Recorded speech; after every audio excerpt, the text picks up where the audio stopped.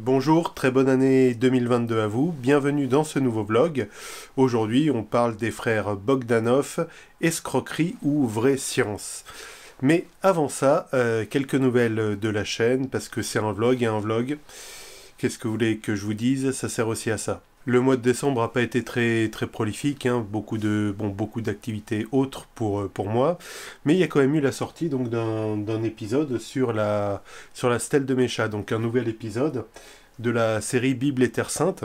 Alors l'épisode a eu moins de succès que le précédent, hein, que j'avais fait sur une découverte là toute récente d'une inscription potentielle d'un juge, à savoir Gédéon, sur une céramique. Là, le nouvel épisode donc traite d'une chose beaucoup plus connue, qui est la stèle de Mécha. Donc si vous voulez voir l'épisode, je vous le laisse là dans les fiches et dans la description. C'est un épisode qui est assez intéressant, à 5-6 minutes, mais ce qui est intéressant surtout, c'est le pourquoi et l'intérêt de la découverte. Donc on parle notamment de preuves extérieures et de confirmations extérieures en ce qui concerne la Bible, quelles sont finalement les plus fortes preuves archéologiques, est-ce que c'est les preuves internes ou externes, etc. Bref, on discute de tout ça à l'aide de l'exemple de la stèle de Mécha, que je vous invite à peut-être à découvrir si vous ne l'avez pas encore vu. Pour ce mois de janvier, je vais essayer alors de produire 2 ou 3 vidéos, on verra. Alors, au moins, je pense au moins 2, à savoir qu'il y aura quand même le nouvel épisode de In Principio, qui est donc un parcours sur d'Adam à Abraham. Donc, comment la Bible, sur les 11 premiers chapitres de la Genèse, envisage quelque part les débuts de l'humanité. Et on va attaquer, après avoir fait un épisode sur le jardin d'Éden.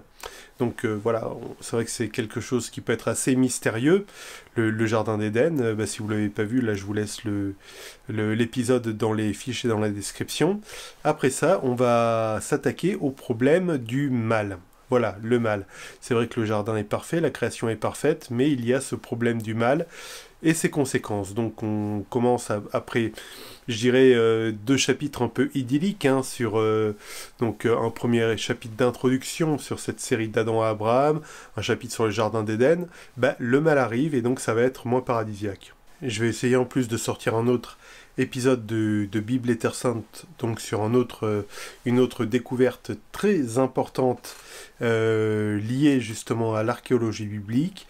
Et je vais aussi essayer peut-être de sortir un épisode de Pop Culture. Donc Pop Culture, c'est une série dont dont certains épisodes ont eu pas mal de succès et qui mêle justement la culture populaire, comme l'indique le nom de l'émission, avec l'aspect chrétien. Notamment, il y a un épisode qui avait assez bien marché, c'est l'épisode sur le Templier, le Graal, où voilà, je rebrasse un peu tous les mythes qu'on trouve sur les Templiers, le Graal, à travers la pop culture et ce qu'on voit de déformé ou pas par rapport à la culture chrétienne. Si vous êtes curieux, je vous laisse ça dans les fiches et dans la description. Allez voir ça. Donc voilà, là j'ai trouvé une idée en fait sur un thème assez intéressant de pop culture et si j'ai le temps, parce que j'ai pas encore écrit le script, mais bon, c'est plus rapide qu'un épisode in principio, mais si j'ai le temps, je vais essayer de produire la vidéo dès ce mois-ci. On en vient au sujet du jour, les frères Bogdanov, escroquerie ou vraie science. Comme vous le savez, on a appris le décès à, je crois, 5-6 jours d'intervalle d'Igor et Grishka Bogdanov, les frères Bogdanov. Et il y a eu beaucoup de polémiques en fait sur est-ce que c'est de la pseudo-science ou pas, est-ce que c'est de la vulgarisation de bonne qualité. Alors, je ne vais pas rentrer dans certaines polémiques, tout d'abord dire qu'en fait, une chose qui m'a intéressé avec ce phénomène, hein, des frères Bogdanov, c'est que parfois c'est par des biais de curiosité et de titillement qu'on arrive à s'intéresser à quelque chose. Par exemple, à titre personnel, je reconnais, je me suis beaucoup intéressé à l'histoire, à l'archéologie. En fait, au début, c'était à cause ou grâce à des trucs comme Indiana Jones, en fait, que j'avais vu, qui m'avait fait un peu rêver étant petit. Et c'est ça qui m'a donné le goût un peu de l'histoire, de l'archéologie, que j'étudie maintenant beaucoup plus sérieusement et aussi avec des études de théologie. En fait, quelque part, je pense que les frères Bogdanov, c'est un peu pareil par rapport à la science, parce que je suis aussi passionné de sciences, d'ailleurs, mais mon cursus, ma formation initiale, comme on dit, mon cursus premier est scientifique. Et les frères Bogdanov, oui, leurs émissions n'y ont pas été pour rien dans le fait que j'aime la science. Donc ça a titillé de la curiosité, c'était très, très bien fait, quand vous les entendez parler, vous pouvez les écouter pendant des heures, et quelque part, ils ont eu une sorte d'influence qui a fait que je me suis vraiment intéressé aux sciences. Mais de même qu'ensuite, quand on s'intéresse à l'histoire et à l'archéologie, il faut dépasser le côté un peu filmesque d'Indiana Jones. Quand on s'intéresse vraiment à la science, je pense qu'il faut ensuite dépasser certaines choses, certaines conceptions peut-être trop vulgarisées ou trop simplifiées, ou en tout cas qui mêlent trop métaphysique et physique qu'apportent les frères Bogdanov. Du coup, c'est vrai que je comprends pas trop en fait les critiques qui tirent à boulet rouge, parce que comme je dis, et je vais y venir sur certains exemples en plus assez précis où à mon avis ça relève vraiment d'un mélange pas très avisé entre métaphysique et physique, mais je veux dire, faut pas non plus tirer à boulet rouge. Je veux dire, je pense ne pas être le seul, et parmi les centaines de milliers, millions peut-être de gens qui ont regardé leur contenu, je pense que c'est à peu près certain qu'il y a eu des vocations qui sont nées avec ce contenu des frères Bogdanov, qui par certains côtés étaient complètement passionnés. Hein. Comme je disais, oui, on peut les écouter 2 heures. Là, je vous mets... alors, il se trouve que c'est leur dernière interview, je crois, qu'ils avaient fait sur France Bleu ou France je sais plus quoi. Enfin, une radio, mais c'est une interview filmée aussi, donc je vous la mets dans les liens, et je l'ai regardé pour préparer ce vlog. C'est marrant parce que c'est leur dernière interview, et elle est un peu, je trouve, résumée de ce qu'ils sont et de ce qu'ils ont apporté, en fait. Dans cette interview, on voit leur passion, comme je dis, on peut les écouter sans se lasser, l'émission dure 45 minutes, on a l'impression que ça dure 5 minutes, mais on voit aussi apparaître quelques éléments que je trouve trop simplifiés justement dans leur approche. Notamment, ils en viennent à discuter justement de l'histoire du Big Bang, et pour eux, en fait, avant la matière, avant tout ça, il y avait de l'information qui préexistait au Big Bang, en fait. Ça, il le résume un peu dans l'interview, justement. Je vous ai mis le lien dans la description et dans les fiches. S'il me reste des fiches, n'hésitez pas à y aller. Et bref, là, c'est un peu simplifié, parce qu'il faut une analogie, en fait, avec ce qu'on appelle en mathématiques les nombres complexes. À savoir que d'un côté, il y a les nombres qu'on connaît, les nombres, on va dire l'ensemble des nombres réels, et qui pour eux sont l'analogie de ce qui est terrestre et, on va dire, appréhendable, visible. Et il y a les nombres complexes. Alors les nombres complexes, c'est des nombres dont les carrés peuvent être négatifs, ce qui ne se rencontre pas dans les nombres réels.